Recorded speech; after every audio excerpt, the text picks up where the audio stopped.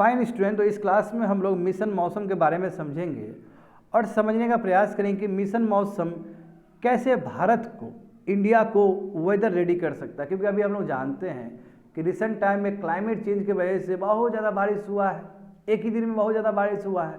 Recent time में देखे थे ना, तमिलनाडु के एक जगह पे बहुत ज़्यादा ही बारिश हुआ, इतना ज़्यादा बारिश हुआ कि पता ही नहीं हो पाया कि कितना बारिश होगा, डिवाइस फेल कर गया। तो इसलिए बेटर डिवाइस हो, बेटर तरीका हो क्लाइमेट को प्रिडिक्ट करने के लिए, तो इसलिए भारत सरकार ने मिशन मौसम पे जोड़ दिया है, लॉन्च किया है। ओके, तो GS paper 3 science and technology, बिल्कुल ये भी बहुत ही इंपॉर्टेंट एडिटोरियल है। देखो, तो यूनियन कैबिनेट ने ये सेंट्रल सेक्टर स्कीम है, समझे ना। मिशन मौसम क्या है? सेंट्रल सेक्टर स्कीम, यानी कि भारत सरकार के द्वारा 100% पैसा दिया जाएगा, लगभग 2000 करोड़ का, और 2 साल के लिए 2000 करोड़ रुपया दिया जा रहा है 2 साल के लिए, यानी 25 और 26 के लिए, समझ गए ना। इससे क्या होगा बच्चे लोग? डॉपलर वेदर रेडार नेटवर्क खड़ा किया जाएगा, यानी कि 87 डॉपलर वेदर रेडार्स लगाया जाएगा, 15 रेडियोमीटर्स लगाए जाएंगे और 15 विंड प्रोफाइलर्स लगाया जाएगा, समझ गए ना। अच्छा, ये जो वेदर जो डॉपलर वेदर रेडार्स है, इसके बारे में तुम लोग का 11-12 बुक में दिया गया है एनसीईआरटी में। मैं बात समझो, इसको सरल भाषा में हम कहते हैं, जैसे मान लो कि एक एम्बुलेंस दूर है तो उसका फ्रीक्वेंसी तुमको बहुत कम सुनाई देगा, और जैसे तुम्हारे नज़दीक आया तो उसका फ्रीक्वेंसी बढ़ जाता है। तो यही तुम्हारा जो ऑब्जर्वर है और जो सोर्स है उसके बीच में फ्रीक्वेंसी का क्या रिलेशन है, उसी के बेसिस पे इस तरह का डॉपलर वाला इंस्ट्रूमेंट बनाया जाता है, समझे ना। इसी में ब्लू शिफ्ट होते हैं, रेड शिफ्ट होते हैं। 11 के बुक में बहुत सुंदर तरीके से डॉपलर इफेक्ट के बारे में बताया गया है, समझे। ब्लू शिफ्ट, रेड शिफ्ट कि ऑब्जर्वर से दूर है सोर्स, ऑब्जर्वर से पास में है सोर्स, उस हिसाब से ब्लू शिफ्ट, रेड शिफ्ट बनता है, ठीक है। एनीवे, इसका काम क्या है? देखो, रेडार का बहुत इंपॉर्टेंट रोल है। रेडार क्या करता है? रेडार का मतलब ही होता है तुम्हारा कि लाइट को इमिट करना और फिर उसको बैक रिसीव करना।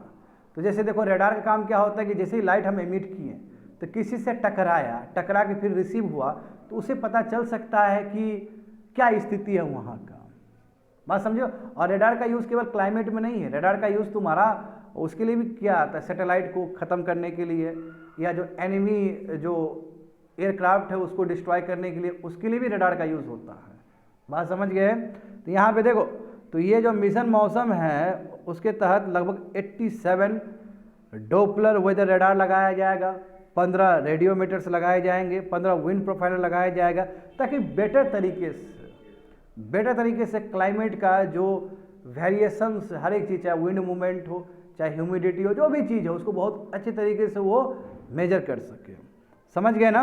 और इसमें देखो, बात केवल अपर एटमॉस्फेयर का ही नहीं है बच्चे लोग, हाँ, इसमें बहुत सारा चीज़ किया जाएगा, यानी कि they not only observe the surface measurement, surface तो देखेगा ही देखेगा, अपर एटमॉस्फेयर भी देखेगा और कोशिश करेगा कि वेदर फोरकास्टिंग और बेटर तरीके से हो। क्योंकि पिछले बार तो पूरी तरीके से बेकार हो गया हमारा, आईएमडी कुछ बोल रहा है और बोल रहा है कुछ और हो रहा है, समझ गए ना।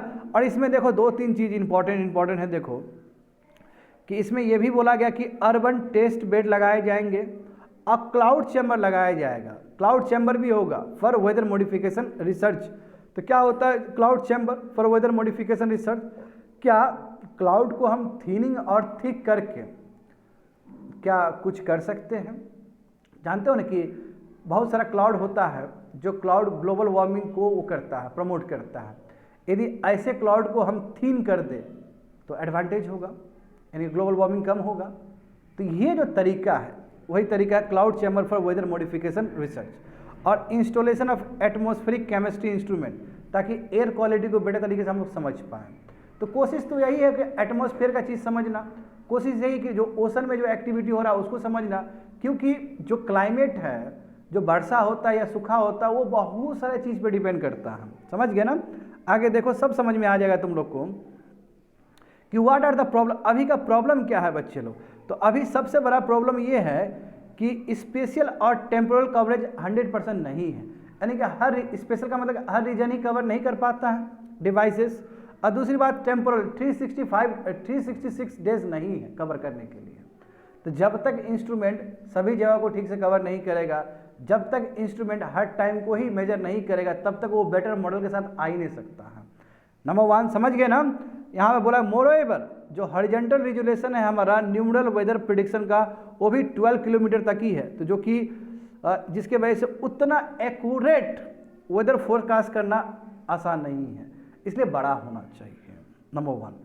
दूसरी बात है कि एटमॉस्फेयर इज बिकमिंग मोर, अब बताओ ना एटमॉस्फेयर क्लाइमेट चेंज की वजह से कितना इरेटिक हो गया ना, कभी भी रेनफॉल हो जा रहा है, जितना एक्सपेक्ट करे उससे ज़्यादा हो जा रहा है, कहीं पे भी ड्रॉट हो जा रहा है, तो बहुत ही इरेटिक कंडीशन है अभी, समझे। वही आइसोलेटेड हैवी रेनफॉल इवेंट हो रहा है, एक जगह बहुत ज़्यादा बारिश हो रहा है, एक जगह पे ड्राउट हो रहा है, तो इस तरह का चीज़ हमें देखने को मिल रहा है कि एक जगह पे फ्लडिंग है और एक जगह पे ड्राउट है because of the climate change. अब देखो ये जो है कि तुम्हारा कि जो भी हम इंस्ट्रूमेंट ला रहे हैं, रेडियोमीटर का बात किए, वेपलर डॉपलर वेदर रेडार्स का बात कर रहे हैं हम लोग, तो ये जो भी चीज़ है कोशिश रहेगा हमारा कि क्लाउड के अंदर का बिहेवियर, क्लाउड के बाहर का behaviour, on the surface, upper atmosphere, over the ocean, polar region, सबको अध्ययन कर सके और उसके बाद बेटर मॉडल के साथ वेदर फोरकास्ट किया जा सके। आ रहा है समझ में ना। आगे देखोगे बच्चे लोग, तो मिशन क्या है, ऑब्जेक्टिव क्या है इस मिशन का, मिशन मौसम का, तो इसका ऑब्जेक्टिव है कि भारत को वेदर रेडी और क्लाइमेट स्मार्ट नेशन बनाना, समझे, ताकि हम बहुत अच्छे से इन सीटू और रिमोट सेंसिंग भी कर सकें। इन सीटू मतलब क्या कि वहाँ पे क्या स्थिति है वहीं पे परख लेना, और रिमोट सेंसिंग क्या है कि सैटेलाइट के द्वारा, इमेज के द्वारा दूसरे जगह का भी जो चीज़ हो रहा है उसको ही पता करना, समझ, that is a remote sensing. Remote sensing satellite सुने हो ना बच्चे लोग, तो ऑब्जर्वेशन करना, इन सीटू या रिमोट सेंसिंग का ऑब्जर्वेशन बढ़ाना, मॉडल कैपेबिलिटी को और बेटर करना, समझ गए ना, यानी कि और बेटर करना, उसमें साइंस, इनोवेशन, टेक्नोलॉजी का यूज़ करके और बेटर डेटा तैयार करना, है ना, मॉडल को इम्प्रूव करना, हाँ, और बेटर एक्यूरेट डेटा आ सके, to develop train man power, जो मैन पावर है उसको और अच्छे से डेवलप हो सके, तुम्हारा जो भी लोग काम कर रहे हैं, साइंटिस्ट हो, जूनियर साइंटिस्ट हो, जो भी, और उसका कैपेसिटी बिल्डिंग हो, समझे, फोरकास्ट डिसमिनेशन को और बेटर करना, कम्युनिस्ट सोसाइटी से अर्ली वार्निंग सिस्टम पहले ही दे देना ताकि वो जा सके वहाँ से, समझे ना, ये सभी चीज़ मिशन मौसम का ऑब्जेक्टिव रहेगा। तो यहाँ पे देखो व्हाट एग्जैक्टली मिशन मौसम इंटेंड्स टू डू, क्या करना चाहता है, तो जो भी चीज़ बताए वो सब चीज़ करना चाहेगा।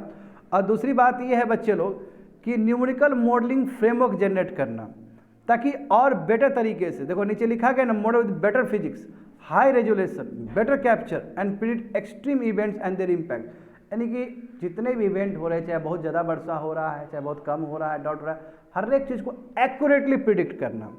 और हम जानते हैं कि DRR जो हमारा स्ट्रैटेजी है, डिजास्टर रिस्क रिडक्शन स्ट्रैटेजी है, उसके तहत कुछ चीज़ बहुत इंपॉर्टेंट है, जैसे अर्ली वार्निंग सिस्टम बहुत इंपॉर्टेंट है, डिसीजन सपोर्ट सिस्टम ये भी बहुत इंपॉर्टेंट है।